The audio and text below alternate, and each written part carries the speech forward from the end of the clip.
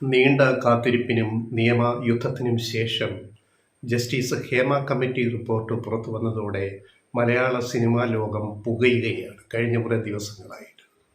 സാമൂഹിക മാധ്യമങ്ങളിലൊക്കെ വലിയ ചർച്ചകൾ നടക്കുന്നു, പുതിയ വെളിപ്പെടുത്തലുകൾ വരുന്നു, പഴയ ചില വെളിപ്പെടുത്തലുകൾ വീണ്ടും പൊങ്ങി വരുന്നു, ചർച്ചയാവുന്നു. അപ്പോൾ ഇനി ആരുടെയൊക്കെ പേരുകളാണ് ഇനി വൈകാതെ പുറത്തു വരിക? നടന്മാരുടെ, ചലച്ചിത്ര പ്രവർത്തകരുടെ, നടിമാരുടെ, സിനിമാ രംഗത്തെ പ്രവർത്തിക്കുന്ന ആരുടെയും ഇങ്ങനെയുള്ള ഹേമ കമ്മിറ്റി റിപ്പോർട്ടിൽ പരാമർശിക്കപ്പെടുന്നവരുടെ പേരുകൾ ഏതൊക്കെ ഇനി വരും ദിവസങ്ങളിൽ പുറത്തു വരുമെന്നാണ് നമുക്ക് നോക്കേണ്ടത്. അപ്പം ഇപ്പോൾ വന്ന ഏറ്റവും പുതിയ സംഭവം എന്താണ്? ഏറ്റവും വന്നിരിക്കുന്നത് ബംഗാളി നടി ശ്രീലേഖ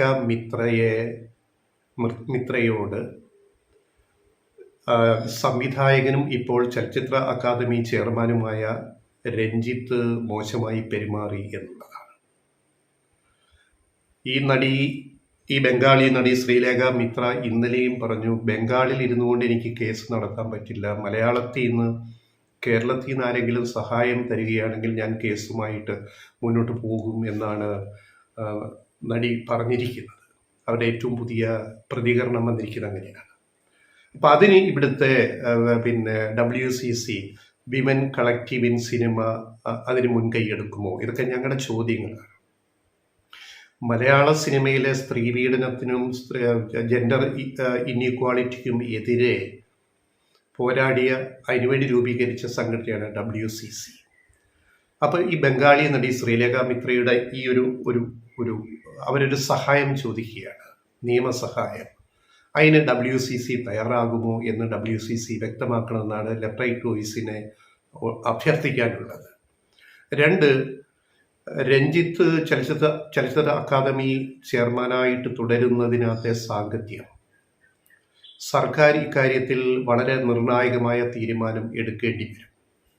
കാരണം ഒരു പരാതി നൽകിയാൽ നടപടിയെടുക്കും. റിപ്പോർട്ടിൽ പല പേരുകളും വരുന്നുണ്ട്, എല്ലാ പേരുകളും പുറത്തു വന്നിട്ടില്ല. പക്ഷേ മുന്നോട്ട് വന്നിട്ട് പരാതി തന്നാൽ ആവശ്യമായ നിയമ നടപടികൾ കർശനമായിട്ട് സ്വീകരിക്കുമെന്ന് കേരളത്തിൻ്റെ മുഖ്യമന്ത്രി വാർത്താ സമ്മേളനത്തിൽ പ്രഖ്യാപിച്ചിട്ട് ഇപ്പോൾ അധിക ദിവസങ്ങളായിട്ടില്ല.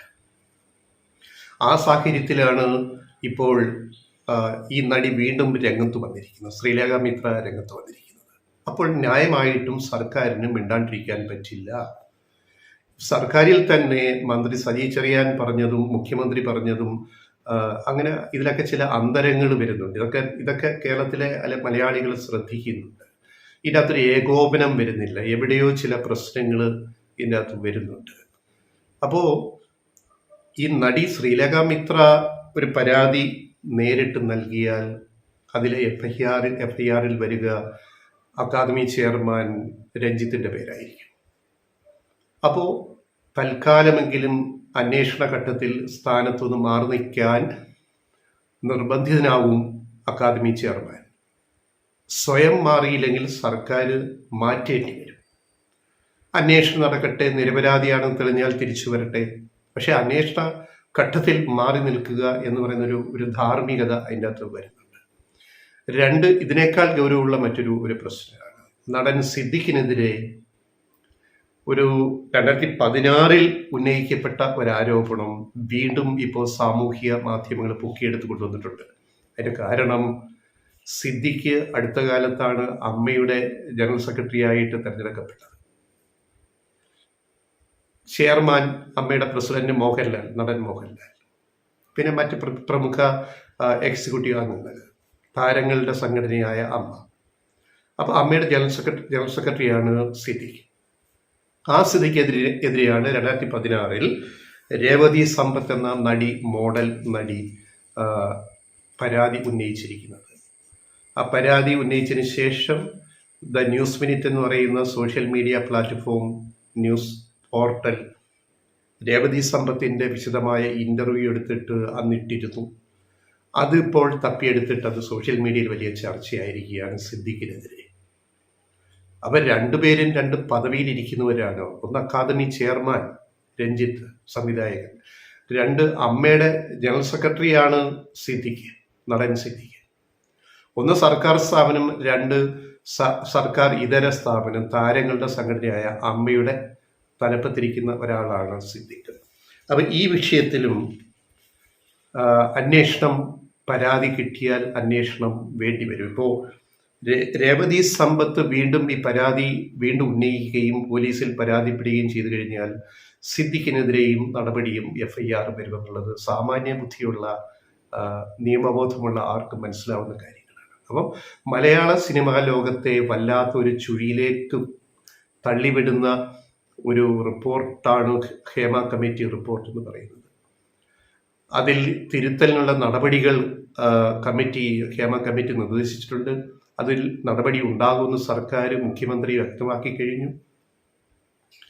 അപ്പോൾ അതിനൊഴിഞ്ഞു മാറി നിൽക്കാൻ നമുക്ക് അധിക നാൾ സാധിക്കത്തില്ല. എന്തെങ്കിലുമൊക്കെ ചില നടപടികൾ ഉണ്ടായേ മതിയാവും എന്ന ഘട്ടത്തിലേക്കാണ് കാര്യങ്ങൾ പോയിക്കൊണ്ടിരിക്കുന്നത്. ഇപ്പം രേവതി സമ്പത്തിനോട് സിദ്ദിഖ് പെരുമാറിയ രീതി, സിദ്ദിഖിൻ്റെ ഒരു സിനിമയുടെ പ്രിവ്യൂ തിരുവനന്തപുരത്ത് നടക്കുന്നു. അപ്പോൾ അവിടേക്ക് ഇവരെയും ക്ഷണിക്കപ്പെട്ടു. സിദ്ദിഖ് അഭിനയിക്കുന്ന അടുത്ത പടത്തിൽ ഇവർക്കൊരു ചാൻസ് കൊടുക്കാമെന്ന് പറയുന്നു. ഈ നടി രേവതി സമ്പത്തോടെ പോയിട്ട് സിദ്ദിഖിൻ്റെ ഒപ്പം ഒരു സിനിമ കാണുന്നു. അത് കഴിഞ്ഞിട്ട് സിനിമ കഴിഞ്ഞിട്ട് സിദ്ദിഖ് പറയുന്നു, ഞാൻ ഇന്നടത്താണ് താമസിക്കുന്നത്, തിരുവനന്തപുരത്തെ ഒരു 5 നക്ഷത്ര ഹോട്ടലിലേക്ക്, അവിടേക്ക് വന്നിട്ട് നമുക്ക് ബാക്കി കാര്യങ്ങൾ ചർച്ച ചെയ്യാമെന്ന് പറഞ്ഞിട്ട് ഇവർ അവിടേക്ക് പോകുന്നു. പോയി കഴിഞ്ഞാൽ അവിടെ നടന്ന ചില കാര്യങ്ങളാണ് അവർ പിന്നീട് അവിടെ നിന്ന് ഇറങ്ങിപ്പോരുന്നു. അവർ സിനിമയോട് പിന്നെ സഹകരിക്കേണ്ട എന്ന് തീരുമാനിക്കുന്നു. അവിടെ നടന്ന കാര്യങ്ങൾ എന്തൊക്കെയാണെന്നുള്ളതാണ് അതിനകത്ത് അന്വേഷണ വിധേയമാവുന്നത്. അതേപോലെ ഈ രഞ്ജിത്തിനെതിരെ ബംഗാളി നടി ഉന്നയിച്ച വിഷയത്തിലും അന്വേഷണം നടക്കണം, തെളിവുകൾ വേണം. തെളിവുകളില്ലെങ്കിൽ കേസ് എങ്ങോട്ടും മുന്നോട്ട് പോവില്ല. അപ്പോൾ കേസ് ഒരു ഘട്ടം കഴിയുമ്പോൾ ചിലപ്പോൾ ഫയൽ മടക്കേണ്ടി വരും. പക്ഷേ അന്വേഷണം നടന്നേ മതിയാവും. കാരണം ഒരു ആരോപണം വന്നാൽ, ഒരു പരാതി വന്നാൽ അന്വേഷണം നടന്നേ മതിയാവും. പിന്നെ മലയാള സിനിമയിൽ ഇതൊക്കെ നടക്കുന്നു എന്നുള്ള എല്ലാ മലയാളികൾക്കും എത്രയോ കാലമായിട്ട് അറിയാവുന്ന കാര്യങ്ങളാണ്. എല്ലാ നടന്മാരോ എല്ലാ സിനിമാ പ്രവർത്തകരോ അല്ലെ നടിമാരോ ഒക്കെ അതിൽ പങ്കാളിയായി എന്നല്ല. അതിന് വിധേയപ്പെടേണ്ടി വരുന്ന സാഹചര്യങ്ങൾ നടിമാർക്കുണ്ടാവുന്നു. സിനിമയിൽ ഇതിനെ എതിർത്താൽ സിനിമയിൽ അവസരങ്ങൾ കുറയുന്നു. ഇപ്പം പാർവതി തിരുവോത്തിനെ പോലുള്ള വളരെ അഭിനയ സിദ്ധിയുള്ള നടികൾക്ക് ചിത്രങ്ങൾ കുറഞ്ഞത് എന്തുകൊണ്ടാണ്? അവർ വളരെ ബോൾഡായിട്ട് ചില നിലപാടുകൾ എടുത്തത് കൊണ്ടാണല്ലോ. അവർ ഏറ്റവും അവസാനം അവരിട്ടിരിക്കുന്ന സോഷ്യൽ മീഡിയ പോസ്റ്റ് നോക്കിയാലും പിന്നെ അവർ കൊടുത്ത ചില ഇൻ്റർവ്യൂസ് കഴിഞ്ഞ ദിവസങ്ങളിൽ നോക്കിയാൽ എത്ര ധൈര്യപൂർവ്വമാണ് പാർവതി തിരുവോത്തിനൊപ്പമുള്ളവർ പ്രതികരിക്കുന്നത്. എനിക്ക് അവസരങ്ങൾ ഇതിനെ ഒത്തിരി നഷ്ടമായി. ഒരു നടിക്ക്, അതൊരു മികച്ച നടിക്ക് എന്നുള്ളത് ഉള്ള അവാർഡ് ഒന്നിലധികം തവണ നേടിയ പാർവതി തിരുവോത്തിനെ പോലുള്ള ഒരാൾ, അവർ ചില നിലപാടുകൾ എടുത്തതിൻ്റെ പേരിൽ അവർക്ക് അവസരങ്ങൾ നിഷേധിക്കപ്പെടുക, അതിനകത്തൊരു മാഫിയ, സിനിമയിലെ ഒരു മാഫിയ പ്രവർത്തിക്കുക, അതൊക്കെ നഷ്ടപ്പെടുത്തിക്കൊണ്ട് അവരൊരു നിലപാട് എടുക്കുമ്പോൾ, അതുപോലെ WCC എടുത്ത പല നിലപാടുകളും എപ്പോഴും സാഹതാർഹമാണ്. അതുകൊണ്ട് ഇക്കാര്യത്തിലും അവർ എന്ത് നിലപാട്, ഇപ്പം രഞ്ജിത്തിൻ്റെ കാര്യത്തിലായാലും സിദ്ദിഖിൻ്റെ കാര്യത്തിലായാലും WCC എടുക്കുന്ന നിലപാട് എന്താണ് എന്നാണ് ഞങ്ങൾക്ക് ലെഫ്റ്റ് റൈറ്റ് വോയിസിന് ചോദിക്കാനുള്ളത്.